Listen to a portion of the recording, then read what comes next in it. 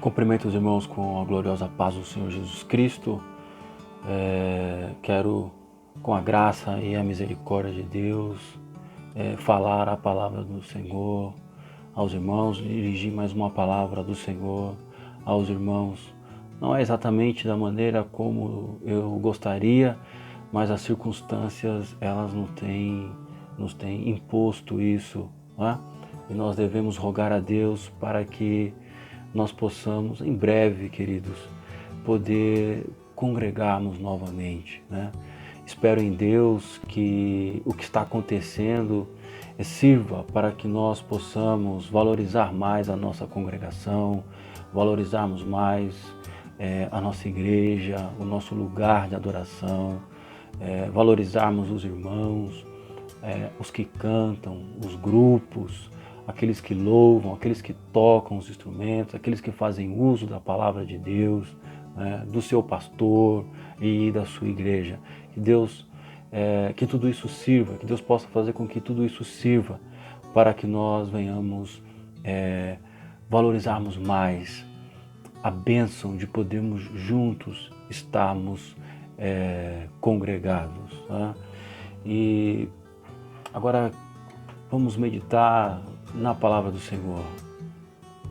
Os acontecimentos desses dias têm demonstrado, têm evidenciado a nossa fragilidade e a fragilidade do mundo em que vivemos. É por isso que as pessoas ficam apavoradas, amedrontadas. Essas coisas fazem as pessoas lembrarem que vão morrer. Trazem receios sobre a perda dos seus bens, né? Então, essas coisas fazem com que as pessoas se lembrem, porque nós vivemos muitas das vezes esquecidos. Nós esquecemos que um dia vamos morrer, né? A morte, embora seja algo que está na consciência de todas as pessoas, nós sempre imaginamos que isto vai acontecer bem distante de nós, em um futuro muito distante. E quando essas calamidades elas surgem, fazem com que as pessoas se lembrem de que vão perecer, que vão morrer, né? Que vão perder, que podem perder os seus bens, a sua vida, o seu conforto. Então essas coisas trazem um temor muito grande no coração das pessoas, né? E na verdade, às vezes não é exatamente o temor da morte, né? A morte em si, ela é vista por muitos como o fim de tudo, né? Muitas das vezes o que as pessoas temem é como vão morrer, a maneira que vão morrer. Elas se preocupam com o sofrimento que antecede a morte, a angústia, a agonia que antecede a morte.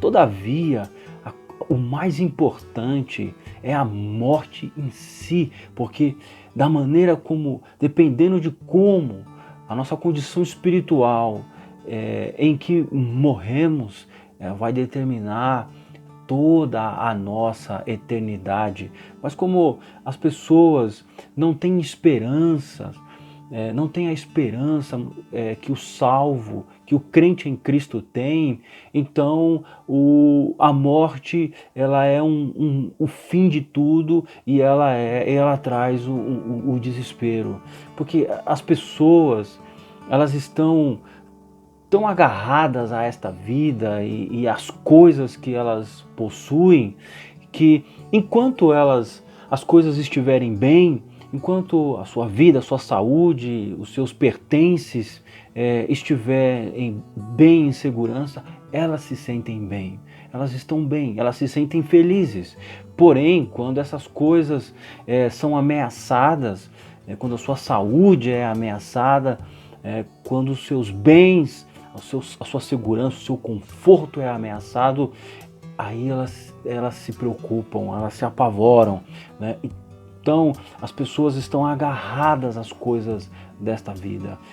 Elas não estão em Cristo, abraçadas em Cristo. Elas não têm esperança em Cristo, elas não têm fé no Cristo da cruz. Então, estão agarradas a esta vida. Então, quando essas coisas são ameaçadas, o pavor, o desespero, logo toma conta das suas vidas.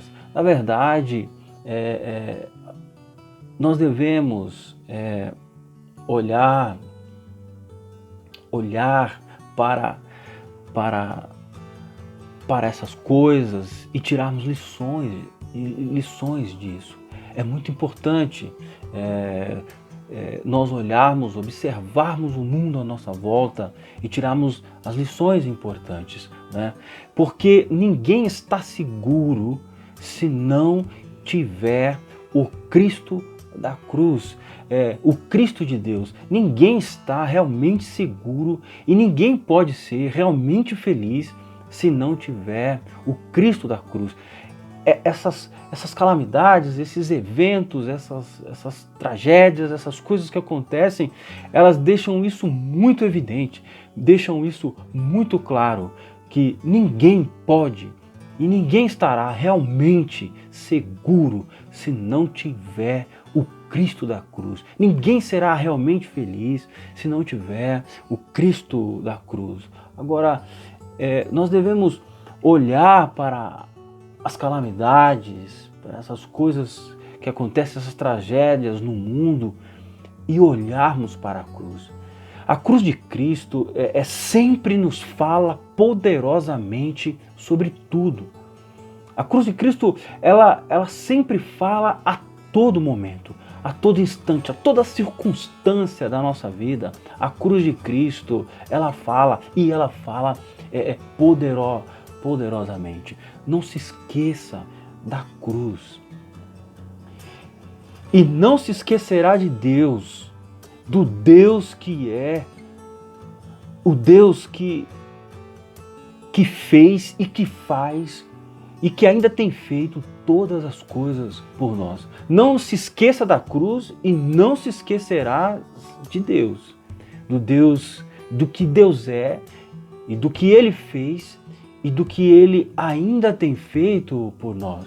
Por isso, quem não entendeu realmente a cruz de Cristo, não entendeu nada acerca de Deus, não conhece a Deus e nem o pode conhecê-lo. Devemos, portanto, olhar sempre para a cruz de Cristo. Não podemos nem agora e nem nunca perder a cruz de Cristo de vista. Porque se fizermos isso, se isso acontecer conosco, corremos o risco de enfraquecer na nossa fé e desfalecer em nosso ânimo. Porque em tempos como este, não faltam acusadores de Deus.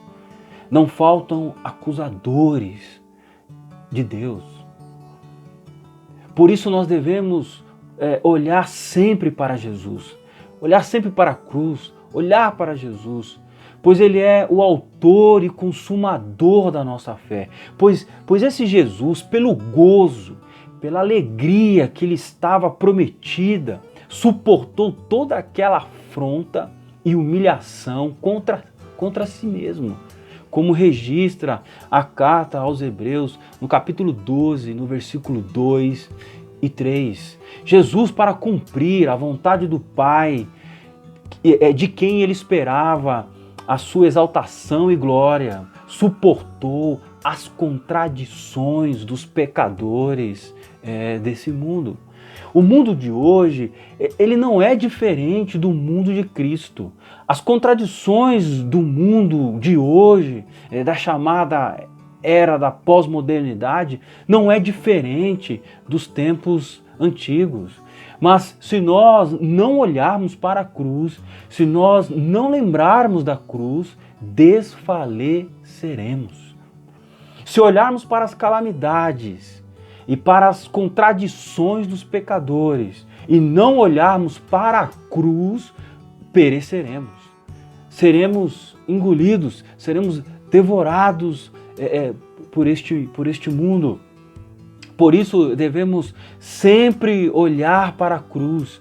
Cristo foi levantado na cruz para que todo aquele que nele crê, ou seja, quem olhar atentamente para ele, não pereça, mas tenha a vida eterna.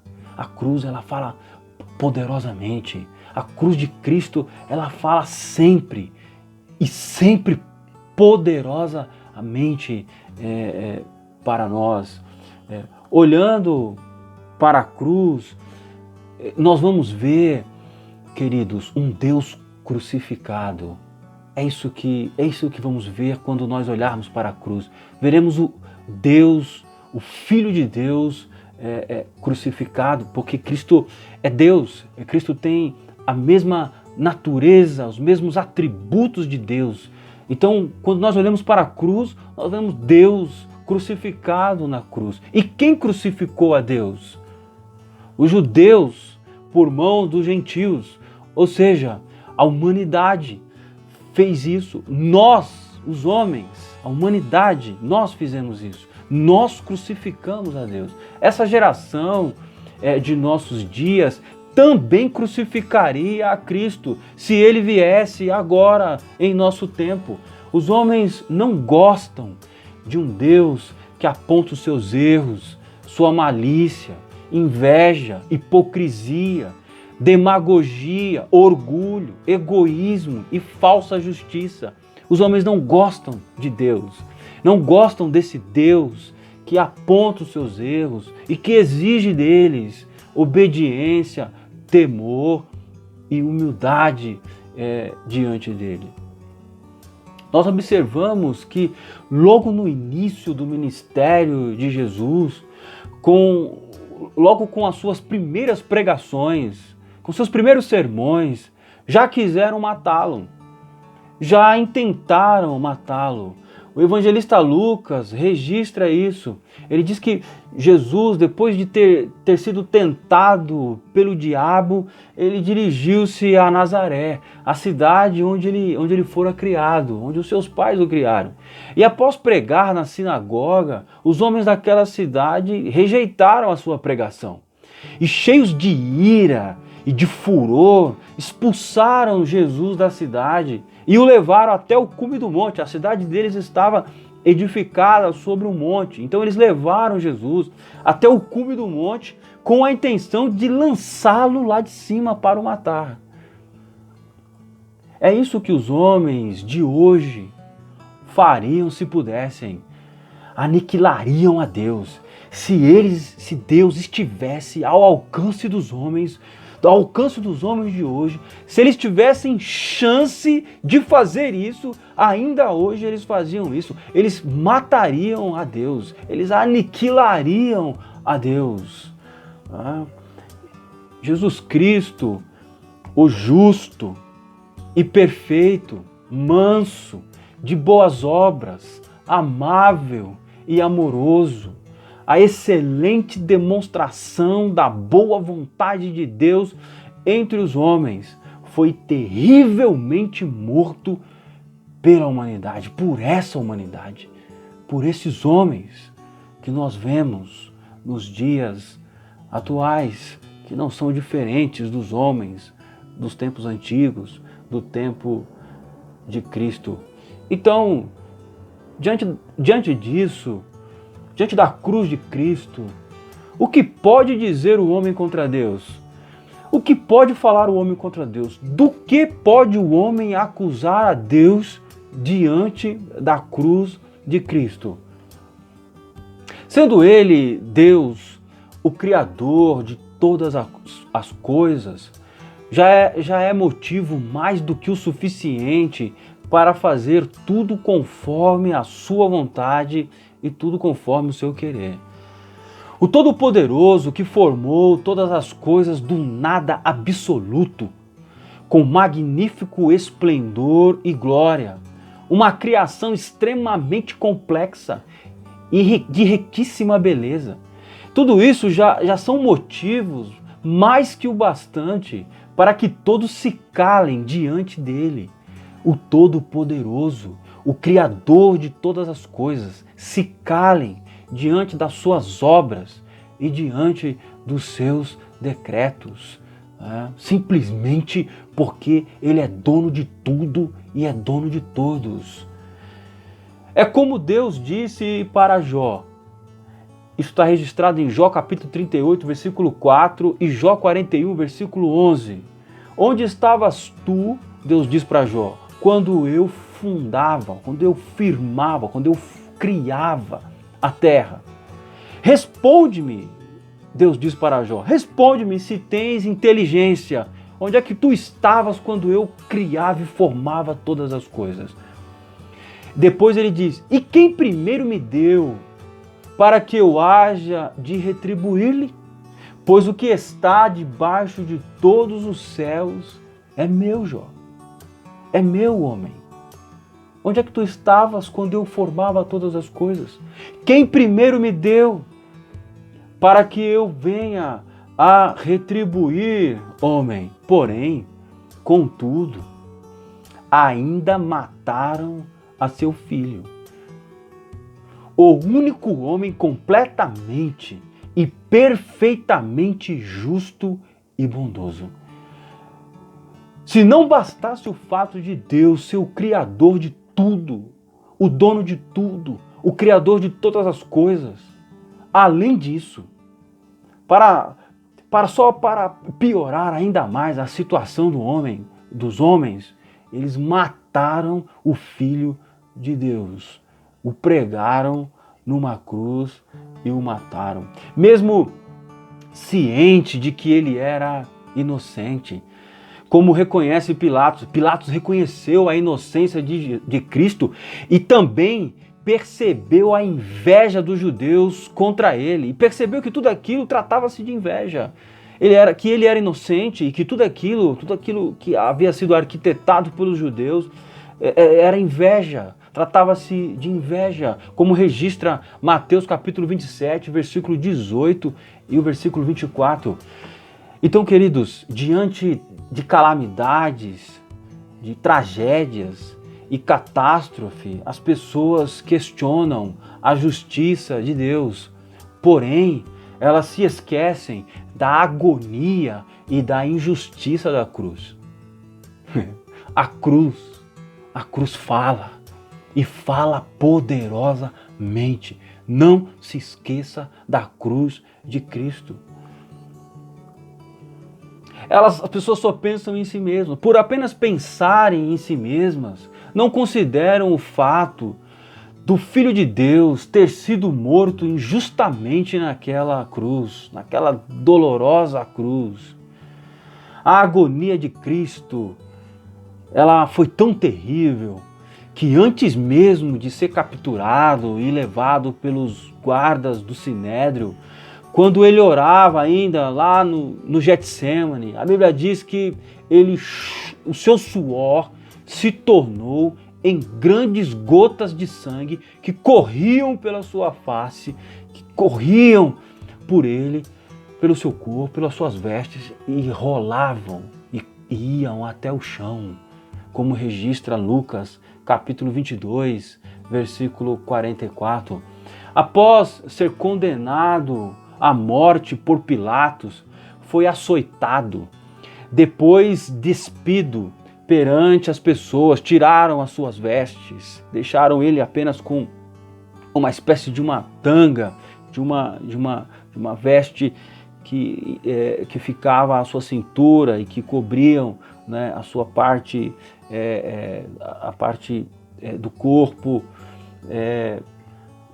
a parte mais, né, do seu corpo, e deixaram ele seminu, e diante das pessoas ele ficou seminu, né? E essas pessoas eram um grupo de soldados. Essa plateia era formada por uns soldados romanos, e que deixaram ele seminu na presença daquela corte, e eles se reuniram para zombar e torturar o Filho de Deus, para escarnecer dele, Após tirar as suas vestes, lhe colocaram uma capa vermelha, uma capa na cor escarlate, como aparece na Bíblia, e colocaram uma coroa de espinhos sobre a sua cabeça e uma cana em sua mão para representar de modo sarcástico e vil um rei.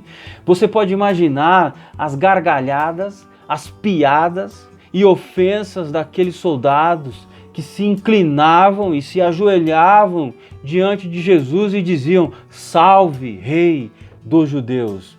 A Bíblia relata ainda que eles cuspiam em Jesus. Eles, além de ofendê-lo, além de zombar, de escarnecer, de blasfemar, de ofensas, de piadas, eles cuspiam em Jesus Cristo, zombavam do nosso amado Jesus, do Filho de Deus. Depois eles tiraram aquela cana da sua mão e batiam com ela em sua cabeça, encravando, né, os espinhos que eram pontiagudos em seu crânio, que perfuraram o seu crânio. Depois de muito escarnecer e espancar a Jesus, puseram-lhe as suas vestes e o obrigaram a carregar a própria cruz até o local do sacrifício.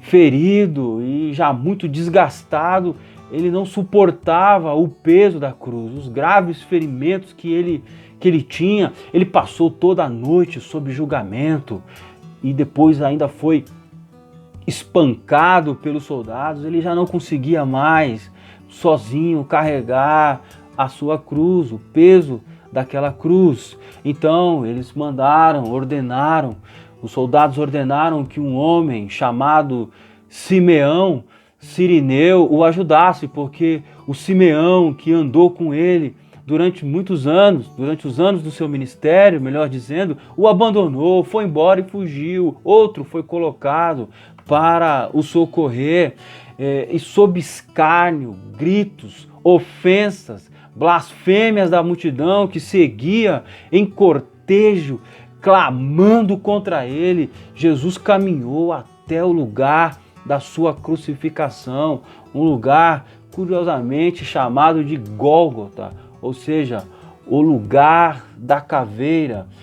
Então, com pregos, cravaram as suas mãos naquela cruz. Que terrível dor! Imagina que terrível dor sentiu Jesus quando aqueles escravos atravessaram a sua mão. Atravessaram as suas mãos, atravessaram os seus pés, o seu corpo ficou suspenso sobre as feridas daqueles cravos. Ele não conseguia apoiar o peso do seu corpo sobre os pés, pois estavam cravados com pregos terríveis. Ele ficou suspenso pelas feridas, pelos cravos dos braços, das mãos, né, com os braços esticados, todo o peso sobre os braços, sobre as mãos, sobre os cravos das mãos, tentando alternar entre o peso nos pés e os pesos dos cravos das mãos, até que as suas forças se esgotaram, se esvaíam. Ele sangrava muito, ele sangrou muito, o seu corpo tremia, a dor era insuportável, a circulação sanguínea, pouco a pouco, foi sendo interrompida. Depois de o haverem crucificado, depois de o haverem pregado à cruz, os soldados romanos lançaram sorte para ver quem ficariam com seus vestidos. Eles repartiram entre si os vestidos de Jesus Cristo. E depois eles se assentaram e ficaram observando aquela agonia terrível, aquele sofrimento terrível, aquela multidão, todos vendo o Filho de Deus, um inocente, morto, justo, um morto, sendo injustiçado naquela cruz. E depois A multidão que passavam, as pessoas que estavam ali, a multidão que passavam, elas prosseguiam blasfemando e ofendendo a Jesus, desafiando a ele, dizendo: salvou a tantos, salva-te a ti mesmo, desce da cruz, né? Balançavam a cabeça, olhavam para ele com desprezo, balançando as cabeças, maniando a cabeça, como diz a Bíblia, né? E ofendendo e gritando contra Jesus Cristo. Veja, então, após Jesus inclinar a cabeça, né, e entregar o seu espírito, se render e entregar o seu espírito, foram até ele para quebrar-lhe as pernas, que era um processo que eles utilizavam para acelerar a morte do crucificado. Mas quando chegaram até ele, Jesus já estava morto, Jesus já havia morrido, mas um dos soldados ainda o feriu com uma lança, lhe furou com uma lança, de onde saiu sangue e água, como registra João no seu evangelho. Depois Jesus foi tirado da cruz e foi sepultado. Tudo isso fizeram ao Filho de Deus. Tudo isso nós, os homens, a humanidade, fez contra o Filho do dono de todas as coisas, dos céus e da terra, do mundo e dos que nele habitam. Isso não foi somente cruel, queridos. Não foi somente a morte de um inocente. Isso não foi apenas cruel. Isso foi uma grande loucura que os homens praticaram contra Deus. Todos os homens sobre a face da terra deveriam estremecer ao saber disto. Com isso, nós vemos que quando Deus se fez carne e habitou entre os homens, e se mostrou humilde e manso, quando se calou diante de seus acusadores, os homens o condenaram injustamente. Quando Deus se mostrou amável, paciente, fraco e indefeso, os homens crucificaram e o mataram. Porém, quando Deus se mostra irado e furioso, os homens o acusam de injustiça. Veja a incoerência dos homens, veja a incoerência da humanidade. O próprio Cristo lançou em rosto dos judeus essa atitude odiosa contra Deus, como registra Mateus capítulo 11, versículos 16 e 17, quando Jesus disse: mas a quem assemelharei esta geração? É semelhante aos meninos que se assentam nas praças e clamam aos seus companheiros e dizem: tocamos-vos flauta e não dançastes, cantamos-vos lamentações e não chorastes. Ou seja, em outras palavras, Deus diz: quando vos sou benéfico, quando vos mostro a minha bondade, não se alegram comigo. Quando vos mostro a minha indignação e ira, vocês não se voltam para mim. Por isso também Jesus disse: e vós não quereis vir a mim para terdes vida, como registra João capítulo 5, versículo 40. A cruz de Cristo, ela está ressoando e ecoando por toda a história da humanidade.